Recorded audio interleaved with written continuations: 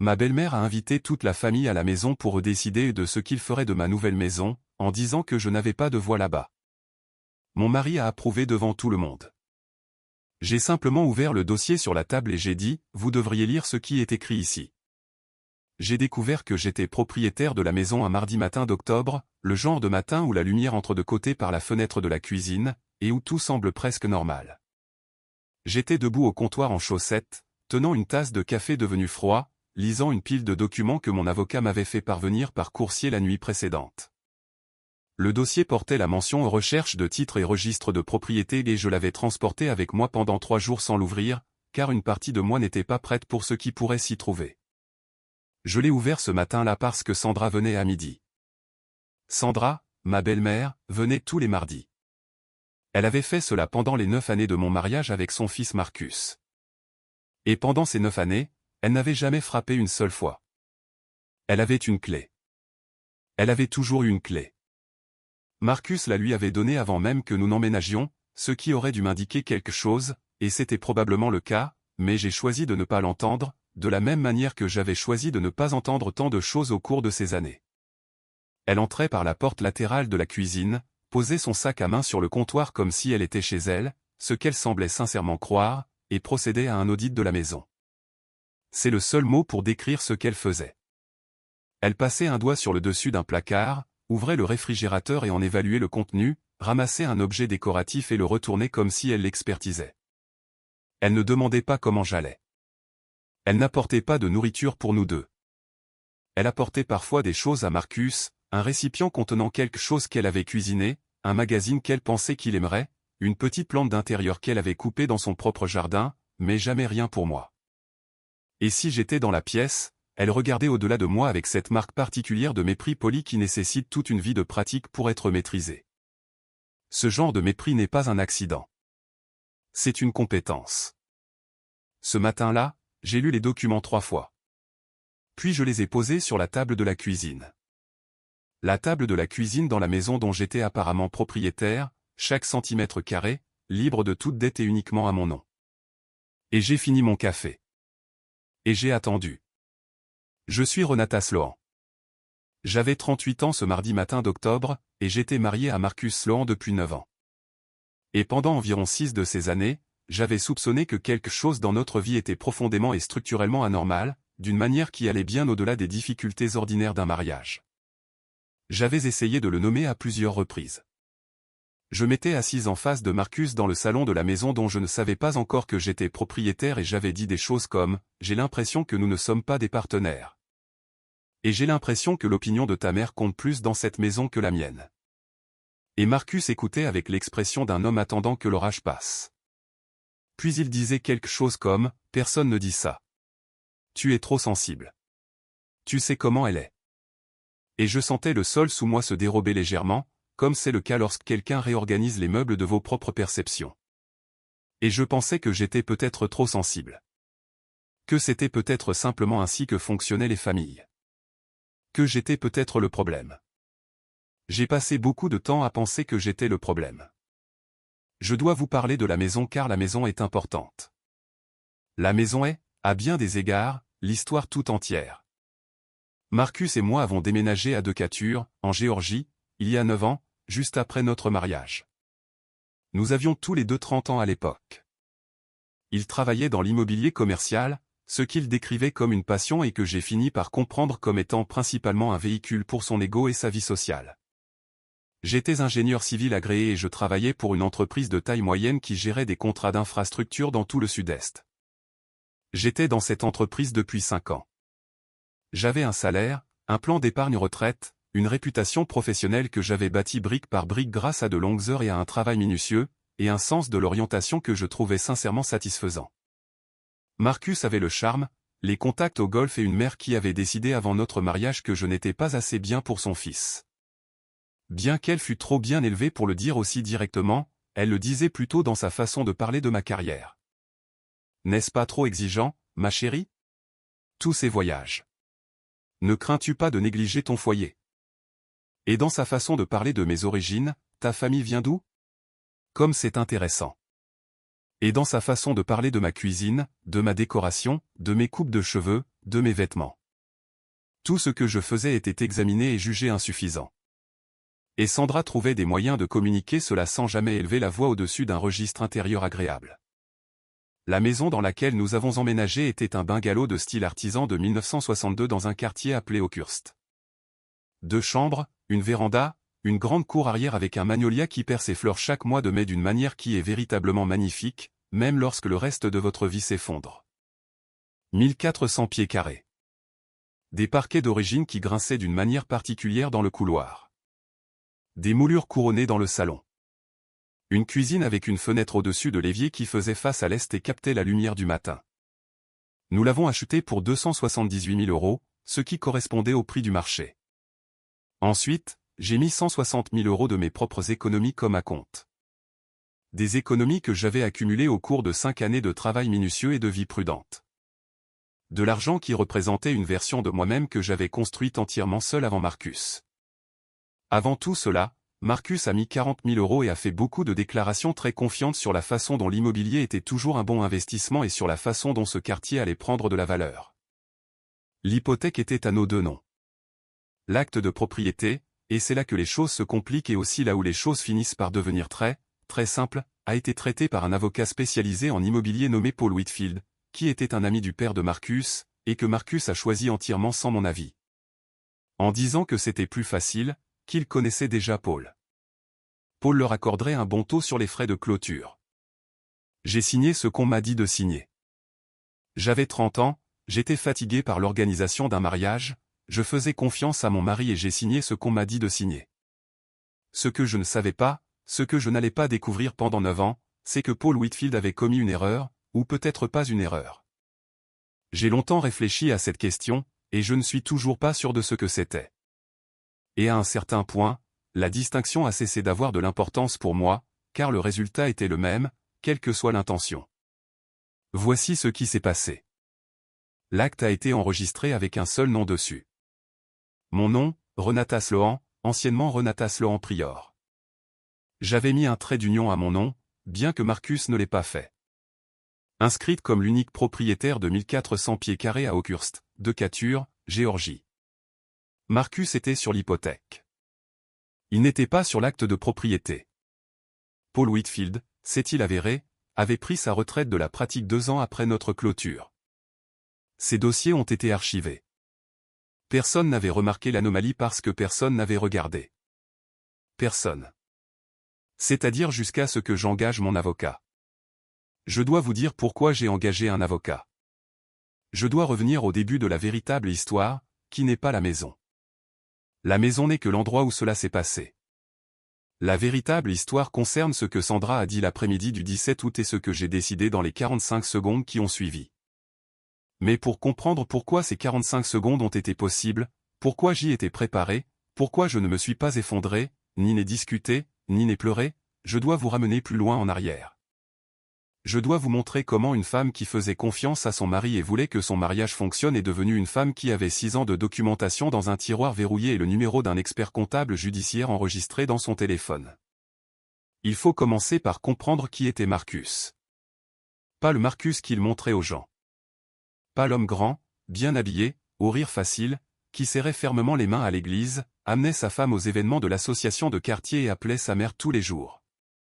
L'autre Marcus, celui qui est apparu progressivement, si progressivement qu'au moment où j'ai pu le voir clairement, j'étais déjà dans ce mariage depuis des années, et l'architecture de ma vie quotidienne était construite autour de lui. Nous nous sommes rencontrés lors d'un gala de charité à Atlanta alors que nous avions tous les deux 28 ans.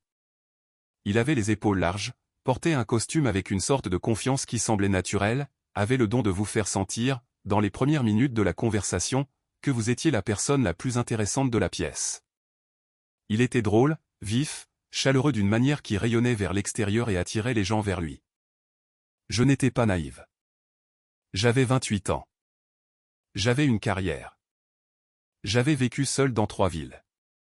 J'étais capable de scepticisme. Mais Marcus m'a sincèrement charmé, et j'ai choisi de croire que ce que je voyais était réel. Les premiers mois ont été tout ce que l'on pouvait espérer. Il se souvenait des petites choses que j'avais mentionnées. Il se présentait avec du café les matins où j'arrivais tôt au bureau. Il m'a envoyé un message texte une fois depuis un voyage d'affaires qui disait « Je pense juste à toi ». Et je l'ai gardé sur mon téléphone pendant 1 an. Lorsqu'il m'a demandé en mariage dans mon restaurant préféré pour mon 30e anniversaire, j'ai dit oui sans hésiter et je le pensais complètement. La version de Marcus à laquelle je disais oui était la version que j'avais vue pendant 18 mois. Je n'avais aucune raison de penser qu'il y en avait une autre. Le téléphone verrouillé a commencé au cours de la première année. Ce n'était jamais rien de dramatique, juste un schéma, petit et constant. Il le gardait face vers le bas sur les tables lorsqu'il était à la maison. Il sortait des pièces pour prendre des appels, toujours avec une brève explication, du genre « c'est pour le travail ». Une seconde qui n'invitait jamais aux questions. Si je prenais son téléphone pour quelque raison que ce soit, en attrapant quelque chose sur le comptoir, en le lui tendant quand il l'avait laissé quelque part, il apparaissait immédiatement, la main tendue, un sourire aux lèvres. « Puis-je t'aider à trouver quelque chose ?» C'était toujours formulé à la légère, comme une blague entre des personnes qui se faisaient confiance. Mais cela se produisait assez régulièrement pour que je commence à faire attention à ne pas prendre son téléphone. Et quand j'ai remarqué que je faisais attention à cela, j'ai remarqué que ce n'était pas un accident. C'était une limite que j'avais acceptée sans qu'on me l'ait dit. À la 2e année, les voyages d'affaires avaient commencé. Ce n'était pas inhabituel en soi. Il travaillait dans l'immobilier commercial. Il y avait des visites de sites, des réunions avec des clients, des obligations professionnelles qui l'éloignaient 2 ou 3 nuits à la fois, mais ces voyages avaient une qualité que je n'arrivais pas tout à fait à nommer au début. Les détails étaient toujours un peu flous. Avec qui il était, quel hôtel, à quelle heure il prévoyait de rentrer. Je posais des questions simples, sans interroger, juste la logistique ordinaire de la vie partagée, et les réponses revenaient floues sur les bords, sans jamais vraiment atterrir. Et puis, quand j'insistais pour avoir des précisions, il disait « Tu ne me fais pas confiance. Tu cherches toujours une raison pour que quelque chose n'aille pas. Je ne t'ai jamais donné de raison de douter de moi, Renata. Est-ce vraiment ce que tu veux être ?» Alors j'arrêtais d'insister, non pas parce que je le croyais, mais parce que je ne pouvais pas encore prouver que j'avais raison de ne pas le croire. Et en l'absence de preuves, j'avais été entraîné par lui, par des années de ces conversations, à traiter mes propres instincts comme un défaut de caractère. C'est ce que fait une manipulation psychologique soutenue et habile. Elle ne vous fait pas cesser de savoir. Elle vous fait cesser de croire que ce que vous savez est valide. Sandra faisait partie de cette machinerie de manière que je n'étais pas encore équipé pour voir pleinement. Elle et Marcus se parlaient tous les jours. Ces appels avaient lieu derrière des portes closes dans son bureau ou dans la voiture, jamais dans un espace partagé où je pouvais entendre. Il en ressortait, parfois apaisé et parfois tendu. Et quand je demandais comment allait sa mère, il répondait « Bien, tu sais comment elle est. » Et il passait à autre chose. Ce que je ne comprenais pas encore, c'était la nature du flux d'informations entre eux, ce que Marcus lui disait, ce qu'elle rapportait, comment leurs appels quotidiens fonctionnaient comme une sorte de compte rendu dans lequel j'étais apparemment un sujet régulier. Je l'ai compris plus tard en détail.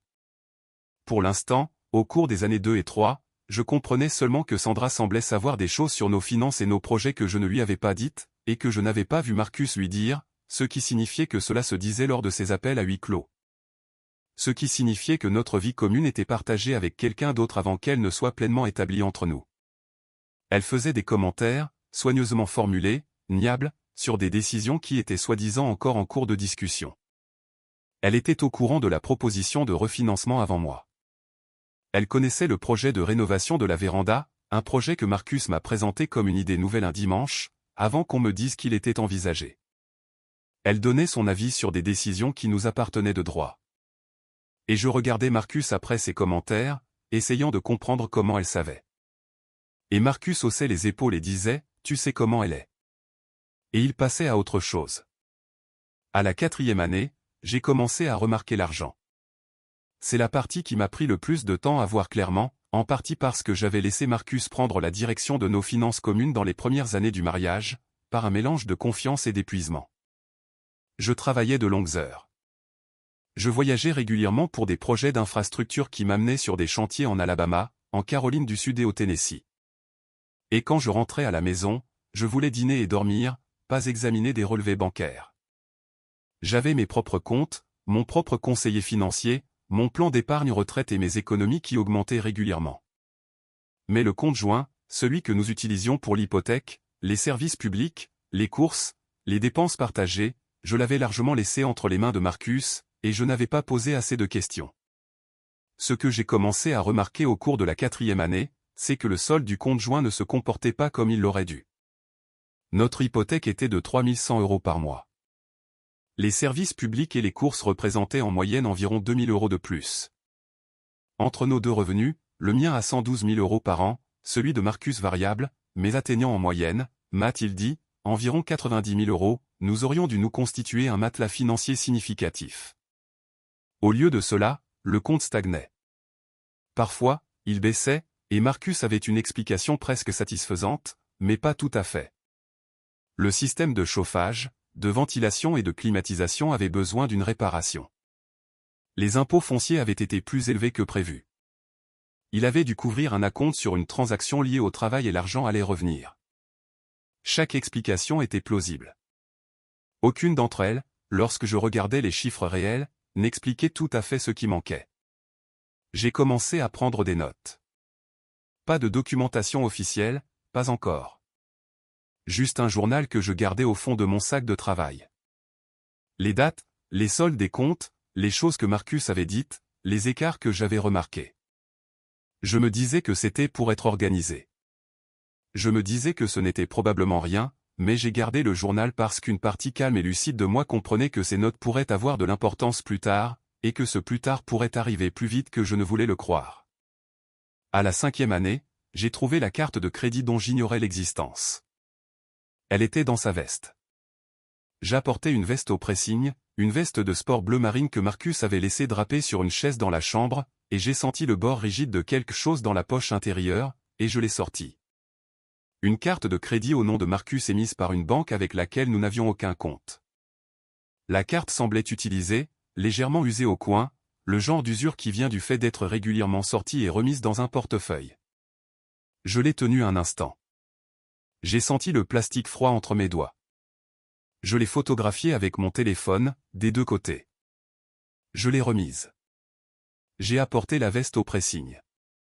Je suis rentré à la maison et je me suis assise avec ce que j'avais trouvé. Et je ne l'ai pas confronté, car j'avais suffisamment appris à la 5e année pour savoir que confronter Marcus sans documentation était une entreprise perdue d'avance. Il était magistral dans la confrontation. Blessé, incrédule, meurtri d'une manière qui me faisait sentir que c'était moi qui avais commis l'infraction, et je finissais par défendre mes méthodes au lieu de poser ma question initiale. Et Sandra en entendrait parler dans les 48 heures et apparaîtrait le mardi suivant avec un récipient de son plat préféré et une expression prudente qui disait qu'elle n'était pas surprise par mon comportement déraisonnable. Alors, je ne l'ai pas confronté. J'ai photographié la carte et je suis parti en quête de preuves. Au cours des 3 années suivantes, les années 5, 6 et 7, j'ai constitué un dossier. Je l'ai fait lentement, soigneusement, sans l'annoncer à personne sauf à une personne, ma collègue Priya Mehta, qui travaillait avec moi dans l'entreprise depuis 6 ans. Priya était petite, précise et dotée du genre d'intelligence qui opère à un niveau inférieur au visible. Vous ne la voyez pas toujours réfléchir jusqu'à ce qu'elle vous remette ses conclusions. Elle avait passé plusieurs années avant de venir à l'ingénierie, à travailler dans la comptabilité judiciaire, et elle n'avait jamais complètement abandonné cette façon de voir le monde. Pour Priya, les chiffres racontaient des histoires. Elle les écoutait de la même manière qu'un médecin écoute un thorax, patiemment, sans supposition, attendant la chose qui ne sonne pas juste. J'ai parlé à Priya au cours de la 5e année, assise dans sa voiture dans le parking de notre immeuble de bureau après 7 heures du soir, alors que tout le monde était rentré chez soi. Je lui ai parlé du compte, de la carte de crédit, du téléphone verrouillé, des voyages qui n'avaient pas de sens, des commentaires de Sandra qui révélaient plus de choses qu'elle n'aurait dû en savoir. Priya a écouté sans m'interrompre. Puis elle est restée silencieuse pendant presque 1 minute entière, et pendant cette minute, j'ai pris conscience du bourdonnement de la ventilation du parking, de l'odeur du béton et de la qualité particulière du silence dans une voiture lorsque 2 personnes réfléchissent. Puis Priya a dit, « D'accord, alors que faisons-nous en premier ?» Ce que nous avons fait en premier, c'est prêter attention ensemble.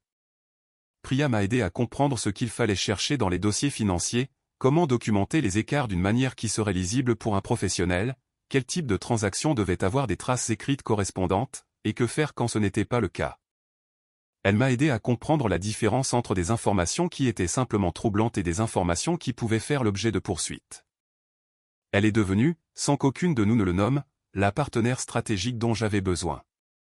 Non pas parce qu'elle me disait quoi faire, mais parce qu'elle s'assurait que je pouvais voir clairement, et voir clairement était le fondement de tout ce qui a suivi.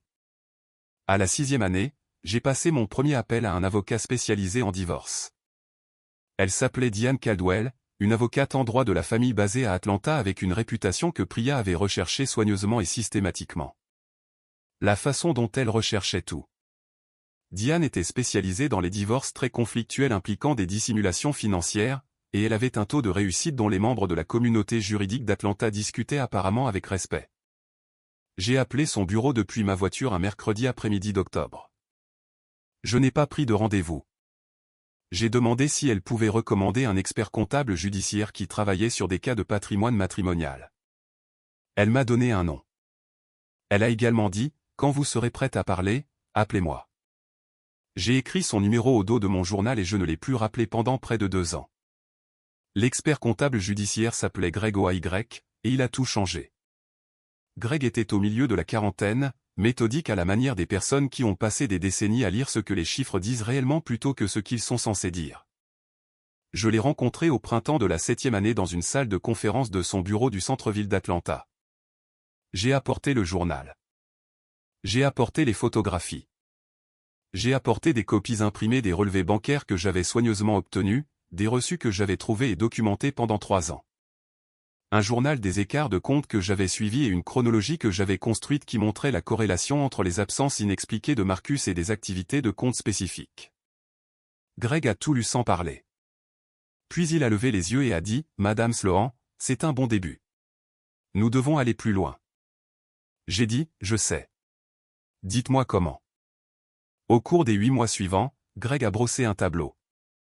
Il a travaillé méthodiquement et légalement en utilisant les outils de découverte financière à sa disposition en tant que professionnel retenu pour une procédure matrimoniale potentielle. Ce qu'il a trouvé était ceci.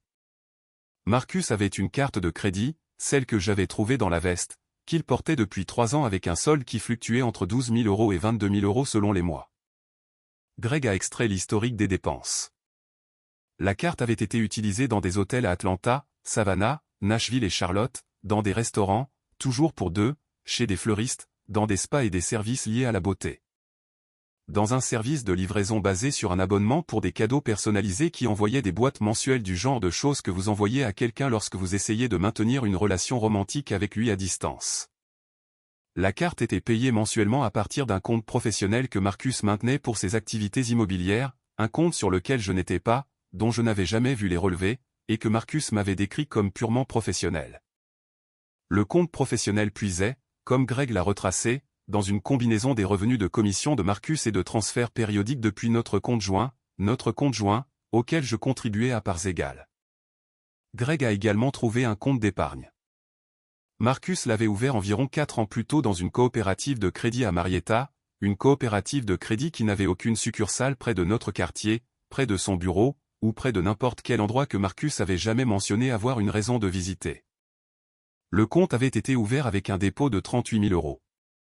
Greg a retracé la source de ce dépôt jusqu'à un virement bancaire provenant de notre compte joint, exécuté un jeudi après-midi alors que j'étais en Caroline du Sud pour superviser l'inspection de la construction d'un pont. Et Marcus m'avait dit quelques jours avant mon départ qu'il y avait un dépôt commercial qu'il devait faire, et que le compte pourrait être plus bas que d'habitude pendant une semaine ou 2. Il me l'avait dit si nonchalamment. Il me l'avait dit avec l'aisance d'un homme qui racontait des choses à cette femme depuis des années, et qui n'avait jamais été pris en défaut sur rien de tout cela. Le compte d'épargne à Marietta avait augmenté au cours des 4 années écoulées depuis son ouverture. Lorsque Greg l'a trouvé, il contenait 51 200 €. Je me suis assise dans la salle de conférence de Greg un mercredi matin de novembre, regardant le document qui montrait cela, et je n'ai pas pleuré, et je n'ai pas élevé la voix. Mes mains étaient complètement immobiles sur la table. La salle de conférence sentait légèrement le café, le papier d'imprimante et quelque chose de floral provenant d'une plante sur le rebord de la fenêtre. Et à l'extérieur de la fenêtre, il y avait le bruit étouffé de la circulation du centre-ville d'Atlanta.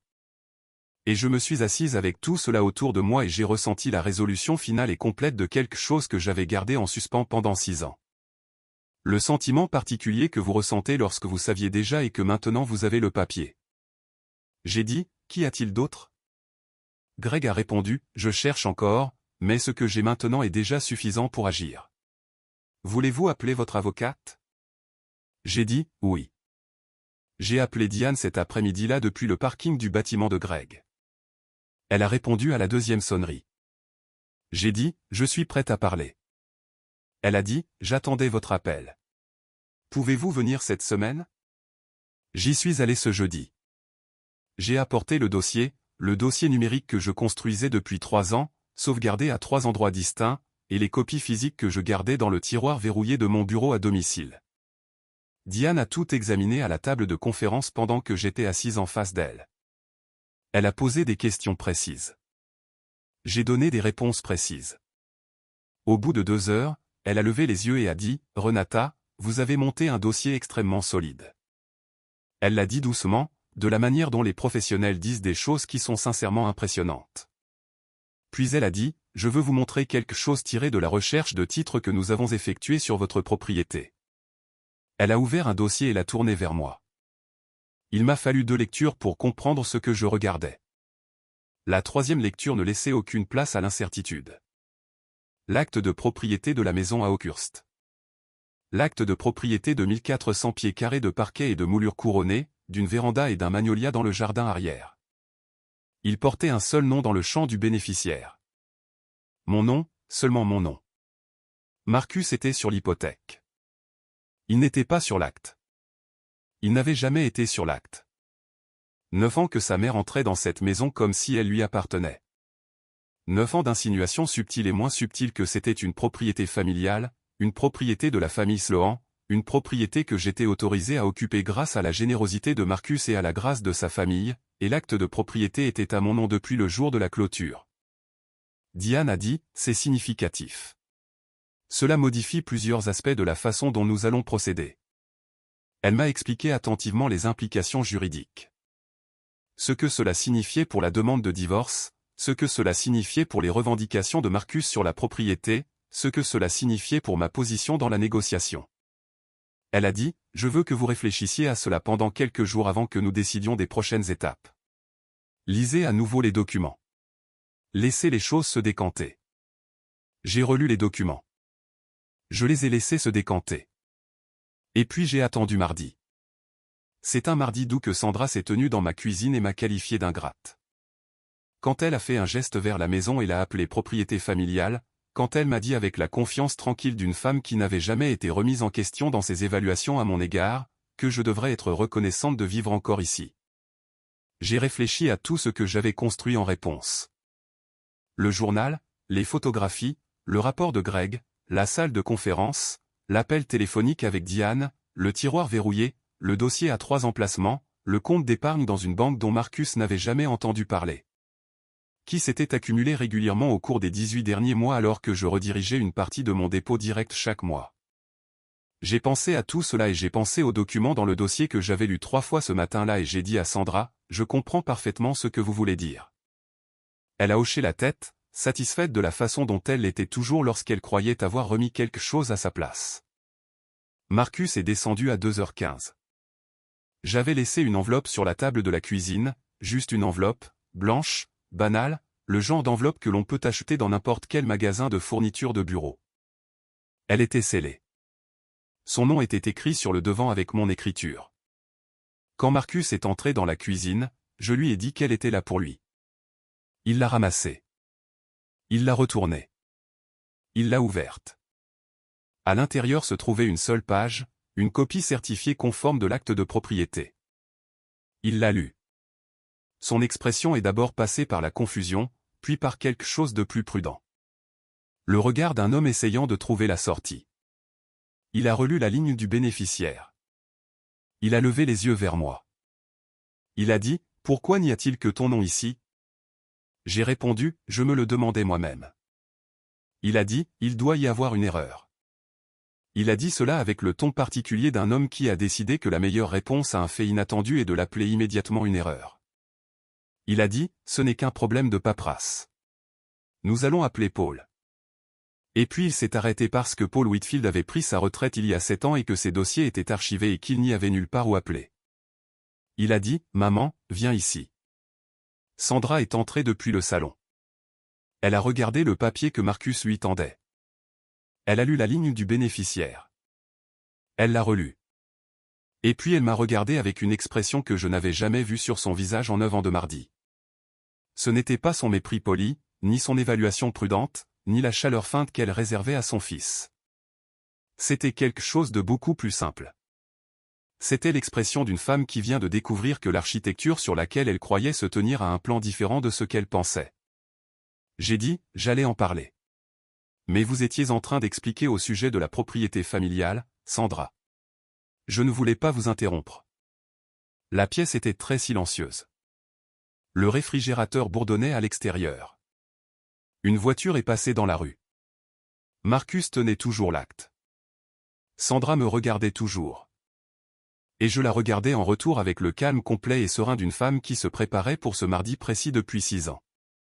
J'ai dit, mon avocate vous contactera, Marcus. Et puis j'ai ramassé mon ordinateur portable et mon dossier de documents, et j'ai marché dans le couloir jusque dans mon bureau à domicile, et j'ai verrouillé la porte derrière moi. Sandra est partie. 20 minutes plus tard, j'ai entendu sa voiture dans l'allée, le moteur démarrer, le bruit de la voiture reculant dans la rue. Je ne suis pas allé dire au revoir. Je me suis assise à mon bureau dans mon bureau à domicile dans ma maison, et j'ai envoyé un courriel à Diane qui disait « Aujourd'hui a eu lieu. Je vous appelle demain ». Diane a déposé la demande de divorce le 14 novembre. Nous avons déposé la demande en invoquant une fraude financière au sein du patrimoine matrimonial et la demande était précise. Le compte d'épargne à Marietta, la carte de crédit non divulguée avec son historique de dépenses documenté, le compte professionnel utilisé pour des dépenses personnelles identifiées comme étant d'origine conjugale. Et 3 éléments financiers supplémentaires que Greg avait continué à mettre au jour dans les semaines qui ont suivi notre première rencontre. Le montant total que Marcus avait dissimulé, détourné ou dépensé à partir des biens conjugaux à mon insu ou sans mon consentement s'élevait à un peu plus de 114 000 €. C'était le chiffre auquel Greg était parvenu avec des documents pour chaque centime. Marcus a engagé un avocat nommé Jeff Lurman, qui avait la réputation d'être agressif et bruyant et de déposer un grand nombre de requêtes. La première lettre de Jeff Lurman est arrivée dans les 2 semaines suivant le dépôt du divorce, et elle affirmait que la situation de l'acte était une erreur administrative, que Marcus avait un intérêt équitable dans la propriété indépendamment de ce que disait tout enregistrement. Et que les réclamations financières de la demande de divorce étaient exagérées, non fondées, et représentaient une tentative d'utiliser les finances conjugales comme arme pour un gain personnel. La lettre était écrite sur le ton de quelqu'un qui s'attendait à être intimidant. La réponse de Diane faisait 11 pages. J'ai lu ces 11 pages. Elles étaient extraordinairement précises. Ce que Marcus ne savait pas, ce que ni Marcus ni Sandra n'avaient aucun moyen de savoir parce que j'avais été silencieuse et prudente et que je n'avais parlé qu'à exactement une personne, c'était l'étendue de ce que j'avais documenté. Il m'avait vu me tenir dans des cuisines pendant 9 ans en train d'être corrigé, d'être évalué, de m'entendre dire ce que je devrais ressentir et de quoi je devrais être reconnaissante. Et ils avaient pris mon silence pour un manque de capacité. C'est une erreur que les gens font au sujet des femmes qui prêtent attention. Le silence n'est pas du vide. Le silence est une collecte. Dans les semaines qui ont séparé le dépôt de la demande et la médiation, je veux vous raconter ce que Marcus a fait parce qu'il est important que vous compreniez l'exhaustivité de sa stratégie et l'exhaustivité de son échec. Il a appelé nos amis communs. Il a raconté une version des faits dans laquelle je l'avais pris au dépourvu avec une demande de divorce après des années d'un mariage difficile qu'il avait essayé de sauver, et dans laquelle les réclamations financières étaient des inventions exagérées conçues pour le punir financièrement. Il a raconté cette version à au moins 8 personnes à ma connaissance, des couples que nous fréquentions, des voisins, quelques personnes de son cercle professionnel qui étaient également devenus des contacts sociaux au fil des ans. Il était habitué à ce récit. Il était doué pour le faire paraître raisonnable. Ce qu'il ne savait pas, c'est que j'avais d'abord parlé à certaines de ces mêmes personnes. Pas pour saboter. Je n'étais pas intéressé par une campagne. J'étais intéressé à ce que la vérité soit enregistrée avant que la fiction ne puisse s'enraciner. J'avais appelé, rencontré ou simplement raconté ma propre version des faits à 3 couples dont nous étions proches, à 2 voisins et à un collègue de Marcus dont j'avais lié d'amitié avec la femme séparément au fil des ans. Je l'avais fait en octobre, dans les semaines qui ont séparé ma découverte de l'acte de propriété et le dépôt de la demande. Je l'avais fait discrètement, sans drame, avec des documents disponibles pour les montrer si on me le demandait. Je leur avais simplement raconté ce qui s'était passé, ce que les comptes montraient, ce que Greg avait trouvé. La plupart d'entre eux m'avaient cru, non pas parce qu'ils n'aimaient pas Marcus. La plupart d'entre eux aimaient énormément Marcus, ce qui était le but, ce qu'il avait cultivé, mais parce que j'avais des reçus, parce que les documents étaient précis, parce que les chiffres ne mentaient pas. La tournée narrative de Marcus a trouvé moins de succès qu'il ne l'espérait. Il a également essayé, dans les semaines précédant la médiation, de me joindre par l'intermédiaire d'intermédiaires. Sa sœur m'a appelé une fois. Sa sœur Carole, qui vivait à Nashville et avec qui je m'étais toujours raisonnablement bien entendu, et qui a appelé pour dire qu'elle espérait que nous pourrions parler, que Marcus luttait, qu'elle s'inquiétait pour lui. J'ai écouté attentivement ce que Carole a dit. Je lui ai dit que j'espérais que Marcus trouverait ses marques. Je n'ai rien fourni qu'elle puisse lui rapporter. L'appel a duré 9 minutes. Sandra n'a pas appelé. Sandra est arrivée à la maison à la place. C'était au début de décembre, un mardi. Vieille habitude ou choix délibéré. Je ne suis toujours pas sûr duquel des deux. Et elle a frappé, ce qu'elle n'avait jamais fait auparavant en 9 ans de mardi. Je n'ai pas répondu. J'ai regardé par la fenêtre de devant alors qu'elle se tenait sur le porche pendant quelques minutes, puis elle est retournée à sa voiture et s'y est assise pendant un moment avant de s'éloigner. Je ne suis pas sorti. Je n'ai pas ouvert la porte. La porte de la maison dont j'étais propriétaire à mon nom, libre de toute dette, ne lui était pas ouverte ce mardi-là ni aucun mardi suivant. La médiation était prévue pour la 2e semaine de janvier. Greg et Diane avaient poursuivi leur travail au cours des semaines intermédiaires et au moment où nous nous sommes assis dans la salle de conférence à Buckhead, la documentation s'était élargie de 2 manières importantes. La première était le compte de la coopérative de crédit à Marietta. Lors de la phase de communication des pièces, les avocats de Marcus avaient été tenus de produire les dossiers pour tous les comptes financiers à son nom. Le compte de Marietta est apparu dans ces dossiers, et l'avocat de Marcus était obligé de le divulguer. Jeff Lurman a fourni les relevés de compte. Les relevés montraient le dépôt initial de 38 000 € provenant de notre compte joint et le solde actuel de 51 200 €. L'explication de Marcus, lorsque Diane a insisté lors de l'échange écrit préalable à la médiation, était qu'il s'agissait d'un fonds d'urgence personnel qu'il se constituait et que le dépôt initial provenait de ses propres revenus de commission. Greg avait les relevés de virements bancaires montrant le contraire. L'argument des revenus de commission n'a pas survécu au contact avec les documents bancaires réels. La deuxième expansion concernait Sandra. C'est la partie que je n'avais pas anticipée. Pas le fait en soi, car au moment où Greg l'a découvert, j'étais au-delà d'être surprise par Marcus, mais l'ampleur de la chose et la manière spécifique dont elle était liée à l'argent que j'avais passé des années à essayer de retracer. Greg a trouvé dans les relevés du compte professionnel de Marcus, obtenu grâce à la communication des pièces, une série de transferts vers un compte qui s'est avéré appartenir à Sandra Sloan. Les montants n'étaient pas énormes individuellement. 2 000 € par-ci, 1 500 € par-là, une ou deux fois jusqu'à 3 000 €. Mais ils étaient réguliers. Ils se produisaient depuis 4 ans. Ils totalisaient 31 000 €. Il n'y avait aucun service correspondant, aucun contrat de location, aucune documentation de prêt. Le compte professionnel de Marcus, qui puisait dans une combinaison de ses commissions et de transferts de nos fonds conjugaux communs, envoyait de l'argent à sa mère sur une base régulière depuis 4 ans, et rien de cet argent ne m'avait jamais été divulgué, et rien n'était jamais revenu. Lorsque Diane a présenté cela lors de la médiation avec le tableau qu'elle avait préparé, chaque transfert daté, chaque montant noté, le compte d'origine clairement étiqueté, le compte de réception clairement identifié, la pièce a été envahie d'une qualité de silence particulière que j'ai reconnue.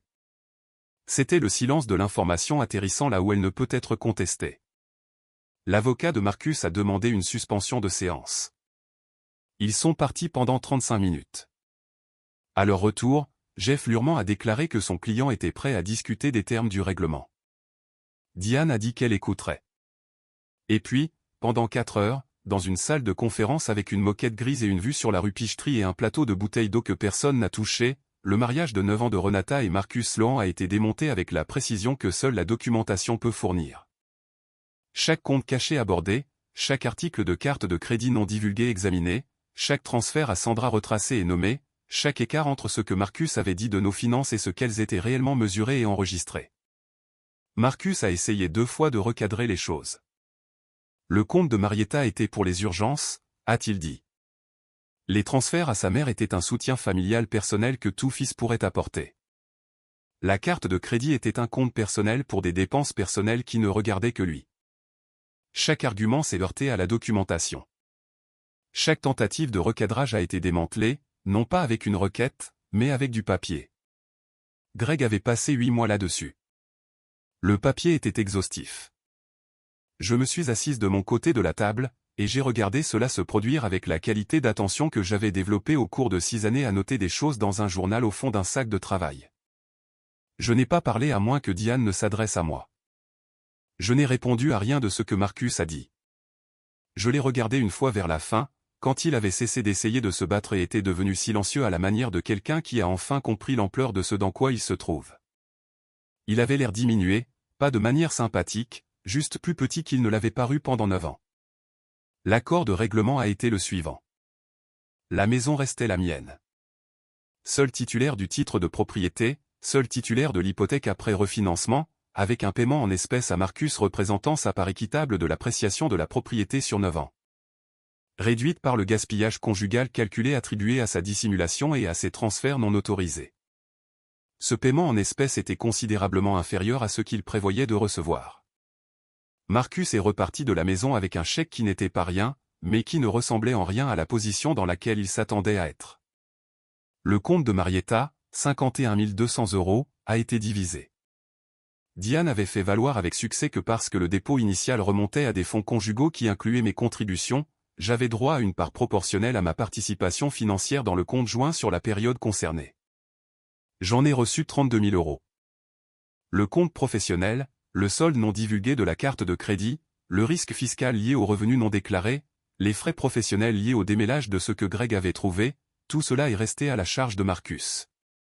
Il est sorti de la médiation avec une fraction de la situation financière qu'il avait prévue et avec un ensemble d'obligations qui allaient le suivre. Il est également ressorti avec la documentation dans les archives du tribunal. Le dépôt n'était pas privé. Les divulgations financières n'étaient pas privées. Les comptes nommés, les dates de transfert, les montants, la coopérative de crédit de Marietta, le compte professionnel, les 31 000 € à Sandra. Ceci faisait désormais partie d'un dossier judiciaire dans le comté de Fulton, en Géorgie. Accessible de la manière dont les dossiers judiciaires sont accessibles aux personnes qui savent chercher.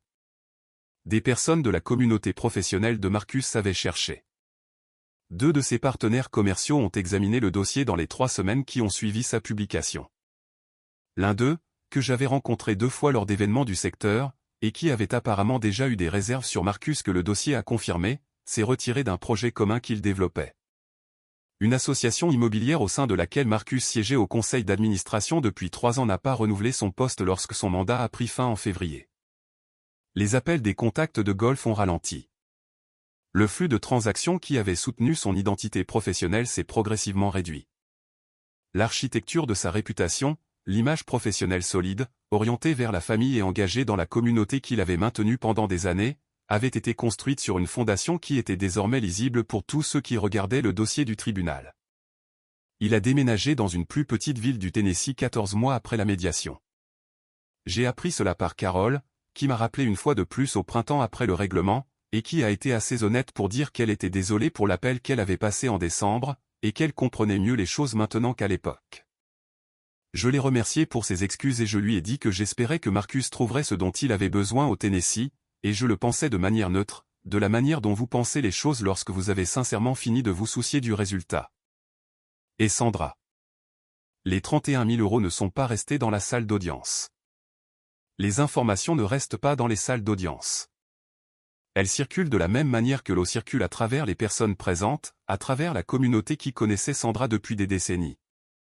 À travers le tissu social particulier d'une femme qui avait passé des années à se positionner comme une figure de moralité et d'engagement communautaire. Elle faisait du bénévolat dans son église. Elle siégeait dans des comités de son association de quartier. Elle avait des opinions sur les choix des autres. Et elle exprimait ses opinions avec la confiance de quelqu'un qui croyait que sa propre maison était en ordre. Sa maison n'était pas en ordre.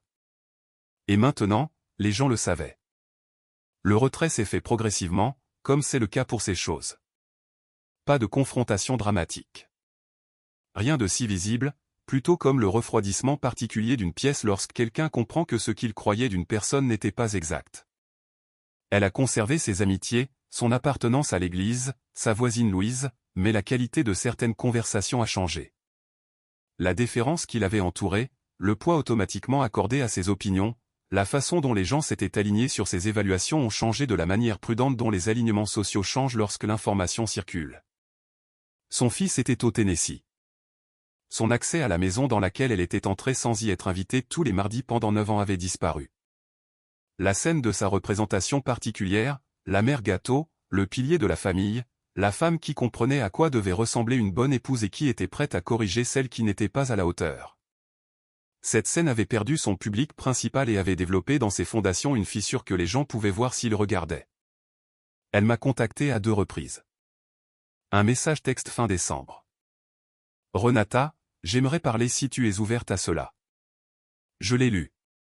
Je n'ai pas répondu. Une carte par la poste en mars, une carte avec un magnolia sur la couverture, ce que je m'autoriserais à croire être une coïncidence, et que j'ai laissé non ouverte sur le comptoir de ma cuisine pendant un jour avant de la mettre dans le bac de recyclage. Je ne dois pas de conversation à Sandra.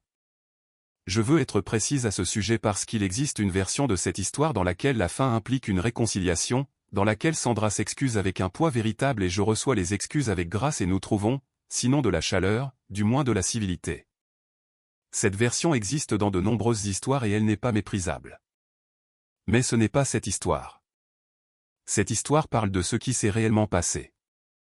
Et ce qui s'est réellement passé, c'est que Sandra a passé 9 ans à me traiter avec un rabaissement précis et étudié.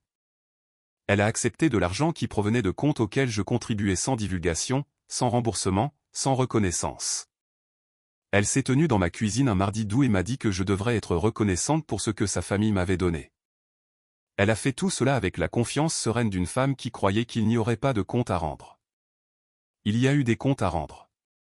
Sa volonté de parler maintenant que les comptes ont été réglés n'efface pas les 9 années qui l'ont précédé. Elle ne mérite pas de réponse de ma part. Elle a fait des choix.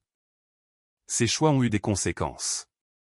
C'est ainsi que fonctionne la responsabilité et cela ne requiert pas ma participation dans sa façon de l'assimiler. Cela fait 14 mois que la médiation a eu lieu. J'ai 39 ans. Je vis dans la maison à Oakhurst, 1400 pieds carrés. Des parquets d'origine, la véranda où Marcus avait l'habitude de s'asseoir avec son ordinateur portable pour mener les affaires de sa vie secrète. La véranda abrite maintenant ma table à dessin, des plantes et une chaise de lecture que j'ai achetée lors d'une vente de succession à Kirkwood pour 65 €. C'est la chaise la plus confortable que j'ai jamais possédée. L'hypothèque est à mon nom et le paiement est de 2 700 € par mois. Mon salaire, suite à une promotion que j'ai acceptée en janvier sans demander la permission à personne ni ménager les sentiments de quiconque quant à mon ambition, la couvre confortablement. J'ai refinancé en février. La clôture a eu lieu un mardi, ce que j'ai noté avec le genre de satisfaction privée qui ne nécessite pas de public. Priya et moi dînons ensemble tous les jeudis. Nous essayons un nouveau restaurant presque chaque semaine, ce que je voulais faire depuis des années, et que Marcus trouvait fastidieux. Priya est une personne qui mange avec un enthousiasme sincère et qui a des opinions sur la nourriture qui sont spécifiques et intéressantes, et dîner avec elle le jeudi soir est devenu l'un des plaisirs fiables de ma semaine. Après le règlement de la médiation, elle est venue avec une bouteille de champagne qu'elle gardait. Elle m'a dit depuis la soirée dans le parking où je lui ai dit pour la première fois ce que j'avais remarqué. Elle a dit qu'elle l'avait acheté le lendemain parce qu'elle savait tout simplement que j'allais m'en sortir. Nous l'avons bu sur le porche arrière sous le magnolia et n'avons pas du tout parlé de Marcus ou de Sandra. Nous avons parlé du Portugal, où nous irons en septembre.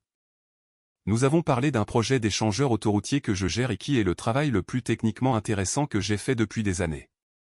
Nous avons parlé du nouvel appartement de sa sœur et d'un restaurant à Inman Park que nous voulions essayer. J'ai ri ce soir-là. J'ai vraiment ri, le genre de rire qui commence quelque part en dessous de la poitrine et qui n'est joué pour personne. Pour la première fois depuis plus longtemps que je ne pourrais m'en souvenir. Je dors bien.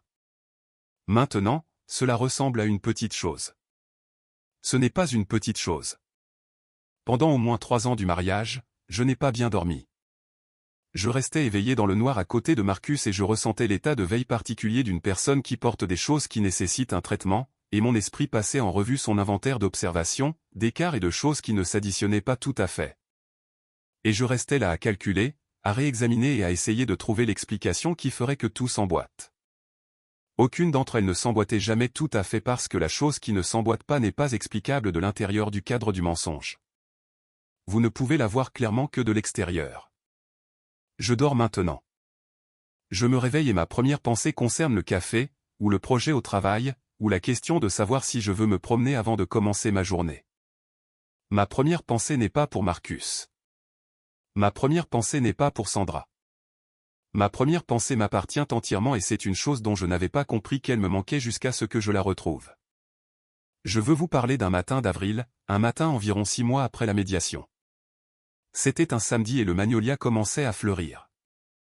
Il fait cela par étapes, les grandes fleurs cireuses s'ouvrant une ou deux à la fois sur une période de plusieurs semaines fin avril et jusqu'en mai. J'ai apporté mon café sur le porche arrière à 7 heures du matin. L'air était frais de la manière dont l'air d'Atlanta est frais en avril, ce qui est différent de la fraîcheur de n'importe quel autre endroit. Plus doux, un peu humide, portant l'odeur de la terre et des choses qui poussent. Je me suis tenu sur le porche, j'ai regardé le magnolia et j'ai pensé au matin, il y a 9 ans, où Marcus et moi avons traversé ce jardin pour la première fois avant d'acheter la maison, et l'agent immobilier avait dit que le magnolia était l'argument de vente. Et Marcus avait dit quelque chose de charmant sur le fait qu'il ne pourrait jamais partir maintenant, et je m'étais tenu à peu près au même endroit et je m'étais senti pleine d'espoir. De cette manière claire et particulière où l'on se sent plein d'espoir quand on croit être au début de quelque chose de bien. J'ai repensé à ce matin d'avril, debout au même endroit, et je ne me suis pas senti triste de la distance entre cette époque et aujourd'hui. J'ai ressenti quelque chose de plus calme, quelque chose qui ressemblait davantage à de la compréhension. La femme qui se tenait dans ce jardin il y a 9 ans n'était pas idiote. Elle était sincère. Elle croyait ce qu'elle croyait parce qu'elle n'avait pas encore rassemblé les informations qui allaient clarifier les choses. Le rassemblement a pris du temps. Le rassemblement a coûté quelque chose, mais il était complet. Et la femme qui se tenait ici maintenant avait le magnolia, le jardin, la maison, l'acte de propriété et la vision claire et dégagée de sa propre vie qu'elle avait gagnée en prêtant attention alors que tout autour d'elle était organisé pour l'en empêcher. Je ne vous demande pas de vous apitoyer sur mon sort. J'ai dépassé le stade où j'ai besoin de cela. Ce que je veux que vous compreniez, si vous regardez ceci et que quelque chose vous semble familier, c'est que ce que vous avez remarqué est réel. Le schéma que vous continuez à excuser est un schéma. L'instinct que vous appelez paranoïa, dont vous avez été dissuadé par quelqu'un qui profite de votre manque de confiance. Cet instinct est une information. C'est l'information la plus fiable dont vous disposez. Comprenez que le chemin qui mène de cet instinct à la sécurité, à la clarté et à l'acte de propriété à votre nom passe par la documentation, l'aide professionnelle et la volonté de cesser de protéger quelqu'un qui ne vous protège pas. Écrivez les choses. Datez-les. Photographiez ce qui peut être photographié. Notez les montants, les heures et les choses qu'ils ont dites quand ils pensaient que vous n'écoutiez pas vraiment. Appelez l'avocat avant de penser que vous êtes prête, car vous êtes plus prête que vous ne le pensez. Trouvez la seule personne dans votre vie qui réponde à la vérité par « d'accord », alors que faisons-nous en premier? Et accrochez-vous à cette personne et arrêtez. S'il vous plaît, arrêtez de trouver des excuses à quelqu'un qui a cessé de faire le moindre effort pour vous mériter. Voici ce que je sais de façon certaine de l'autre côté de tout cela. Votre savoir n'est pas de la déloyauté. Votre documentation n'est pas une trahison. Votre colère n'est pas de la laideur. C'est une information et elle est proportionnelle. Et c'est le moteur de toute action nécessaire que vous devrez entreprendre. Les personnes qui bénéficient de votre silence ne sont jamais celles qui méritent votre protection. Le magnolia a de nouveau fleuri en mai.